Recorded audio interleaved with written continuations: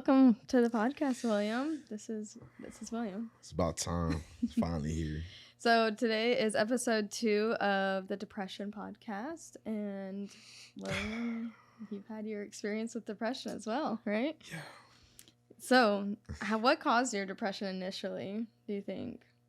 I think just life. Yeah. Putting so much pressure to myself at a young age. Yeah. How old are you? I'm now 22. 22. So a lot of people on social media and stuff like that, same age as you, and they're over here, doing some crazy moves and stuff like that. And that I was the same way. Like, comparison is the killer of all joy, like I said, and that's tough. Yeah. So when you first started feeling depressed, like, what were some signs? Like, when you were home, were you like, okay, wow, this sucks? Or how did it go? Like, was it like initially like one day you woke up and you're depressed, or how did it start? It starts, of course, with the mind. Yeah. The mind used to just have those thoughts, those dark thoughts. Yeah. And then you, like y'all said in y'all video, I watched it, you find yourself isolated. Yeah. So slowly it happens. Mm-hmm. Slowly you kind of back away, and it starts your mind like, what are you doing? Like, what's wrong with you? Yeah. You shouldn't be here. Just those thoughts, or you're not good enough. Those, just whatever negative thoughts. That's where it happened. It happens. Yeah, that's really tough. It sucks to be in that position, because it's like, you remember being happy, obviously, during, like, before being depressed. Was it really hard to be like, wow, why am I just all of a sudden depressed? Or do you feel like you lost a job, or did you, like, just one day wake up and you're like, wow, I suck, sort of thing? Like, how'd that happen? How did it start? Personally, it started happening with defeat, like losing in life. Yeah, in life. We want the tea. No, spill the tea. Spill it. Honestly, there's a lot of situations where I found myself in that season, but ultimately it happened from a job or with finances or with a female. Yeah. So some type of action that took place. Gotcha. So it wasn't like, all right, out of nowhere. Yeah. Boom, I'm depressed. So what? I don't want to say that's good, but, like, at least you know what was the start of it, because sometimes it's scary. Like, for me, whenever I started being depressed, I didn't know it was because of my daughter, or having, I should say, not because of my daughter, but because I had a daughter, and because it happened months later. So I was like, oh man, why am I depressed? And I think that was the most difficult thing for me, is to realize, oh, I'm just depressed because, I'm going through postpartum. And that was really difficult for me, because I'm like, I don't understand. My life is good. I have a beautiful house, Must be nice. It was. I mean, but it was hard, because mine was like, just my mind was trying to, I keep on hitting my mic. My mind just kind of was just trying to adjust to the change of life and everything like that. And then, of course, like, your hormones are completely different, out of whack. So it was really difficult for me to understand. But was it helpful understanding why you were depressed, or did that make it worse? So in the beginning, I think we ignore. I think we all know why, but we look past that because our emotions is driving us. Yeah, that's true. So in the moment, I didn't realize it. And then when you try to get out of those thoughts, that's when you start trying to think like you're trying to fight back. And then you thinking like, okay, what started this? Yeah. So with me, I started, like, when I was trying to come out of that, push back, I was like, where did it start? Yeah. Where's my foundation in this issue? So that's where I backtracked and, like, okay, this is where it's at. All right. Now, I didn't move. I didn't take action right away. I was like, okay, it's because of that. And then I just sat there. Yeah. So it helped in a way, but then it was like, okay, thank you. Thanks, but all right. Thanks. Okay, I get it. Exactly. Okay, so some of the signs you were, you had, like, some bad thoughts, and did you feel isolated? Did you feel like you'd separate yourself from your friends or anything? Or did you just kind of play along with, like, life in general? How was that for you? I feel like I did a good job of playing around or just hiding it because my personality, I'm outgoing. It be the happiest people. You never know. That's like that DJ that died. Yeah. You would have never knew. You would have never knew. So with me, I worked with people. I was around people. So I'm like, I can't let my issues affect other people. So then I had to hide it. And then in the background, I'm like, all right, this is a time where I can be depressed. Yeah, so true. I remember, actually, it's crazy because we talked about how we did that poll in our youth group or whatever, and people like voted in anonymously, like, oh, what are you going through, whatever. And the next Saturday we did the Bible study on depression, and you were one of the first people that outwardly spoke up and said, hey, yeah, I'm dealing with depression. And that motivated me to speak out on my behalf of how I dealt with depression. And I never knew you were depressed. I remember thinking in my head, I'm like, William is depressed? Like, I literally would not have ever known that you were. And it's crazy because it's like we see each other all the time at church and everything, and it's like you post on Instagram and all these crazy things, and it's like you would never have thought that you were depressed. And I think it hurts even more as a friend to be like, wow, how could I not have, like, caught those signs or something like that. And even my husband, someone I live with, he couldn't even catch my signs. And it was because it's like you said, you didn't want to kind of push those feelings onto other people. You didn't want them to think of you as like, oh, this mopey person walking around. Right. And so it's crazy how easy it is to fake happy. But then you turn around and when you're by yourself, then it's like, oh my gosh, like I had to fake all day long that I was happy. That was terrible. And I know personally it was really rough to be like, having to act happy all the time. For me, it was so hard because it takes more effort doing that. It takes so much effort and it drains you, like physically, mentally, and then I don't know, you just feel like you're like two-faced too, because you're like, wow, this sucks because I'm over here acting happy with my friends, and then you kind of blame yourself too. You're like, well, you're never going to get help because no one even knows what's wrong with you, sort of thing. That's how I felt, because I'm like, I'm not talking to anyone. I'm just telling everyone, oh, I'm fine, I'm happy, I'm doing good.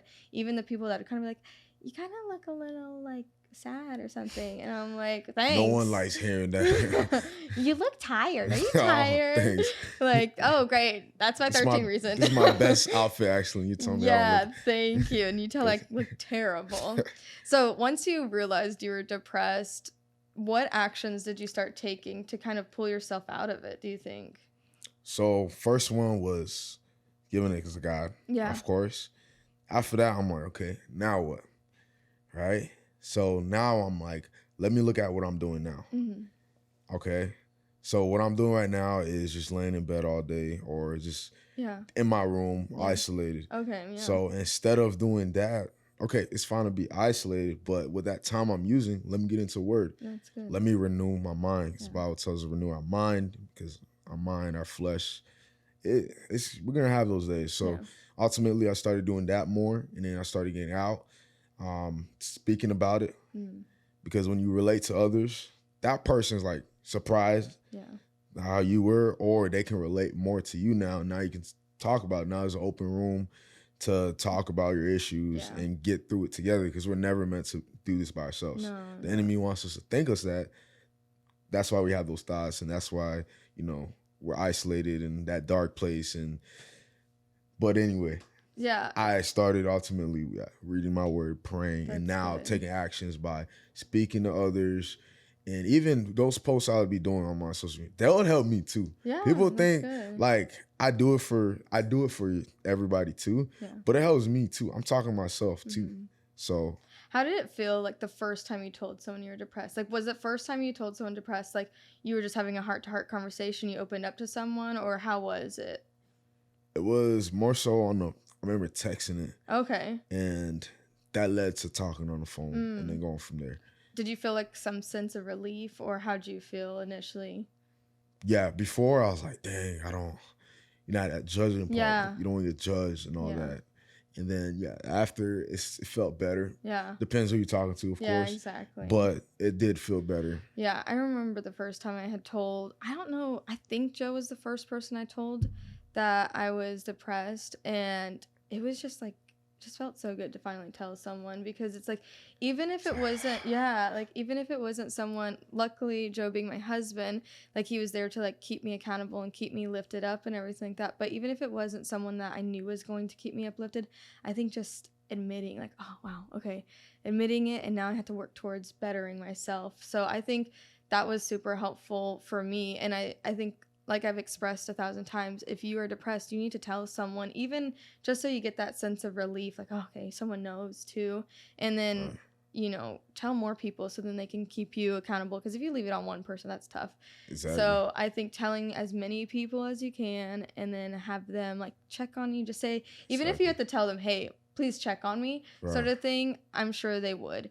And I think, like you said, but first giving it to God, because that's difficult. Did you feel like, okay, for personally, I felt like whenever I was depressed, I went radio silence with God. Like, I stopped talking so much. Like, I stopped talking to him, and it took everything in me to get that relationship like rekindled. How was it for you? For me, I would say the same thing. Mm-hmm. Because you understand, once you have that relationship with God and understand who he is, and then once you go back to a place where you said you didn't want to be, or you're in that place, you're like, dang, now I let God down. I don't want to talk to you. I'm sorry. Yeah. It's out of respect in a way too, or out of fear. Cause like now I'm like, dang, I just told you last week, we're good no matter what happens. Now something happened, and now I'm not talking to you. So then guilt comes in, and then it goes from there. That's so true. And I wanted to add, going back to what you're saying, I think a lot of us don't want people knowing our flaws. So that's the reason why we don't say anything. Because now they're like, oh, now they know like what's wrong with me. Know I'm not perfect. Not everybody, now. And then now they're gonna, because we don't like being challenged, or we don't like being pushed, or we don't. It's uncomfortable. Yeah. So I think that's also plays in the role of that. Yeah, and it's sad that like having a bad emotion in our mind is a flaw. Like it's sad that like we have made it seem like, oh, they're not happy, flaw, sort of thing. And it's sad because it's like, not saying depression is a normal like emotion. It is common. And I think people like misuse the word normal. Just because it's normal, just because it's common, does not mean it's okay. So I think people are like, oh, I'm flawed because I'm depressed. Like, yeah, it sucks that you're depressed, but you aren't flawed. You just need help. That's all. You just need someone to help you get out of that time of your life in that season. And, you really need someone just to come and rescue you at that point. And I think just asking for help is the biggest step. And like you said, people don't like admitting that we need, help, or, like we're flawed.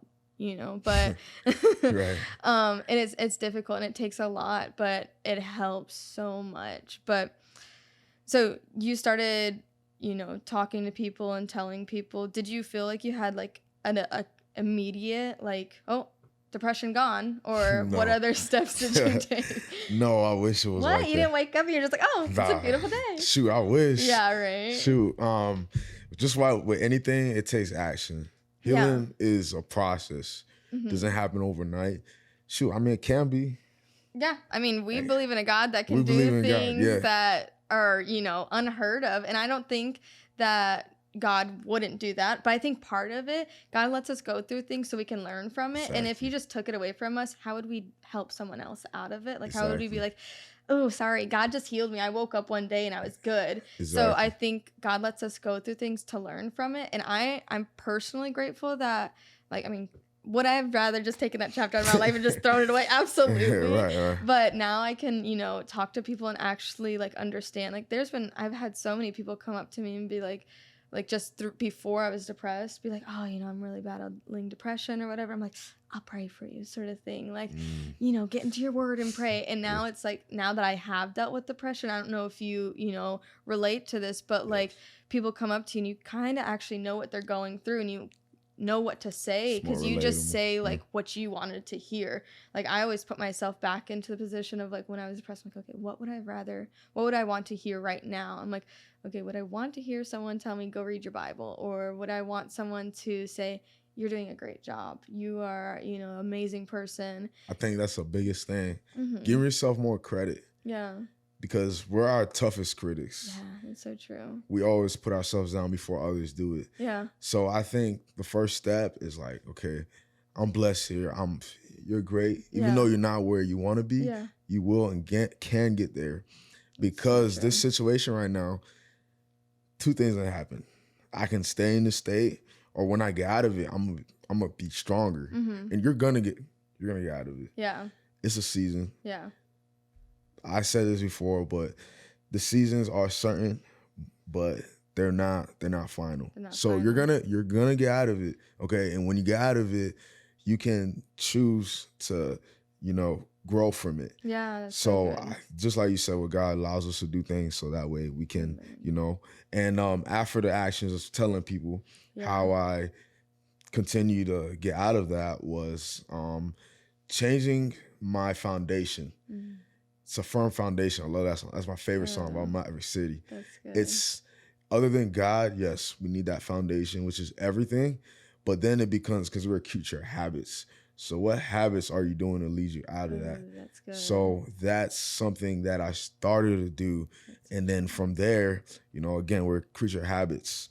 Those habits became a lifestyle. And then, did you find that a certain habit would cause you to like fall into like really negative thoughts easier? Yes. One habit I would have is when I'd mess up, I'll just get frustrated and angry. And then now one thing that I'm still working on is just letting it go. So then now I held that on. All right. And then when something bad happens on me, since I held that recent thing that happened like 3 months ago, affect me now that's starting to, it's like poison. Yeah. That poison started spreading in my body and then boom. Wow. So that's what I noticed that triggered me. So it's like those trigger points. Yeah. So once I figured those out, then I'm like, okay, that's a habit. I can't get impatient here. Let me like just overcome that with this. So so finding that habit definitely helped. That's crazy. I know my trigger was like being on social media and like seeing other moms and like living this like crazy life that I thought I wanted. And in all reality, I don't want to be like, yeah, sure, it'd be fun to travel and stuff like that maybe once in a while, but like seeing these people like traveling and like being out all the time, and then like I get an opportunity to go out, I'm like, I actually don't like being out that much. Wow, I'm like, this brings me more anxiety than anything. Like I'd rather be at home watching a movie, but like my mind kept on feeding myself like this false information, like, Alexis, you want to do that and you can't, so you need to be like, part of it I would be like envious of the people, and then it'd make me annoyed that I didn't have that, and then it'd be like, oh well, you wouldn't even be able to have it even if you wanted to, because you can't travel like that, you have a family that you need to take care of, blah blah blah blah, all this stuff. And it's like, I remember I deleted social media for a while, and like and then once I deleted it, or once I got back onto it, I quickly went onto like all my followers and all that stuff like that, and I just deleted anyone that wasn't living a realistic lifestyle. I know that sounds so lame. Whatever. But like these people that do these crazy, which great to them. I'm super happy for them. And like now I think I could find myself following them again. But like during that time, I couldn't see these people like doing these crazy extravagant things because it just made me annoyed that I couldn't do it. And it wasn't, like I said, it's not that I wanted to do it though. I just thought anything that was out of reach for me, I want that sort of thing. But I didn't. And it would make me annoyed that I didn't even have the option sort of thing. So it's like, why do I want to travel to, South, I don't know, Africa? Like I don't, like I really don't. Right. But what is it? That, like you said, it was a trigger. And once you kind of figure it out, it's kind of nice to be able to eliminate it and work through it. So I think finding a trigger and eliminating it as much as you can would be super helpful as well for people that are going through depression. Just start looking really hard and like put yourself under a what is it? A microscope. Lord. A microscope. And just like, okay, why did I get mad today? Or why not mad, but why did I get depressed today? What caused me to be in this super, super depressive state? And then just go from there and be like, okay, well, social media, take that out. Or if it's like, I could see people going to the gym and be like, oh, well, I didn't PR today or whatever, like depressed sort of thing. Like things like that. I know when I was depressed, anything would trigger me like pretty easily, but like there are big things I'd be like, oh man, this sucks. But yeah, so you're coming out of depression now, and did you have like weeks without depression and then like it sneak up on you? Because that happened to me a lot. Like I thought like I would do like my thank you Jesus, I'm out of depression, like you're free from it, and then it sneak up and you're like, oh, what are you doing over here, dude? Like I thought I was done with you. Yeah, exactly. Yes, I had that before where I'm like, and then with me, I'm confident in everything I do. Yeah. So especially if I win, oh, you're hearing it. Now I'm like, yeah, now what? Like, I'm good. Like, none's touching me. All right. Boom, knocked out. I'm like, dude. But I'll say. That's terrible. Yeah. But I'll say, when I get knocked down, because I'm not going to say if I'm getting knocked down again, now I know what to do in it. Yeah, that's good. That's good. When I got knocked down again, I knew, okay, no, we ain't going down this rabbit hole. Yeah, good. We ain't going down this rabbit hole. Now, my storm may be happening, but I'm going to use God as my umbrella. Yeah. And with that umbrella, I'm going to change that, whatever it was, because with everything we do, we can try, but there's always going to be a flaw that we always miss too. That's so now true. when you get knocked down again, you can, all right, reflect, be like, oh, I missed that. Okay, let me try again. Good. That's so good. So I like that. That was good. Yeah. So why aren't you depressed right now? Why do you think, like, did you have some big life change, or just was it, you training yourself to like, okay, don't do this, don't do that? Or why do you think you're not depressed right now? So one, it started with not allowing people or things mess with my emotions. Okay. Like, it's like if you do, it's like someone could have a remote, all right, and they're like, nah, flip that. Yeah. I shouldn't let that affect me. So once I was like, okay, I'm not allowing these likes on Instagram affect me, or the followers, or just people, or materialistic things, jobs, whatever it is. Good. I won't let that affect me anymore. Now, I won't say it's easy. It's not, because honestly, we want that attention. We want, that validation. Yeah. But I'll say, okay, now that I understand, I have that maturity enough, the spiritual understanding, like, okay, I shouldn't let that affect me. Now I'm like, all right, I'm past that. So right now, I think that plays a big role of why I'm not depressed. Now, it wasn't, honestly, I went back into something I love doing, which is fitness. Awesome. Which that helped a lot too. But even before that, check out that video about my the accident. Oh, no. No free shout outs. But I think that whole thing, that concept, when I had no car or nothing like that was honestly the biggest, when I got everything stripped from me. Then I understood the value of life. I understood my purpose, my reason. So that is ultimately, it wasn't, sure, I went back to something I love. Yeah. The money, okay, got better. All these things got better, but I was after literally. Before is when I was in a depressed state. Yeah. That's when that's when that big pivot happened. Isn't it crazy that it takes sometimes us to be literally stripped away from everything, from everything, for us to realize like our true value? Exactly. It should not be like that always. That's crazy. That's crazy, because it's like we should know our value without all these things. Right. But sometimes God's like, no, you don't realize how precious you are, not just to the world, but to me. And it's like, let me just take these words. Exactly. It's like we find our identity in those things instead of Christ. Yeah. It's like, God's like, yo, did you forget? You forget that you're a child of God? Yeah, like you got eternal life. Ooh, yeah. That is temporary. Come on. So that's so true. I think we get so hooked up in things like that, and it's sad. It's sad because that can really play like an impact on our emotion, on our mental state, and on a lot of things.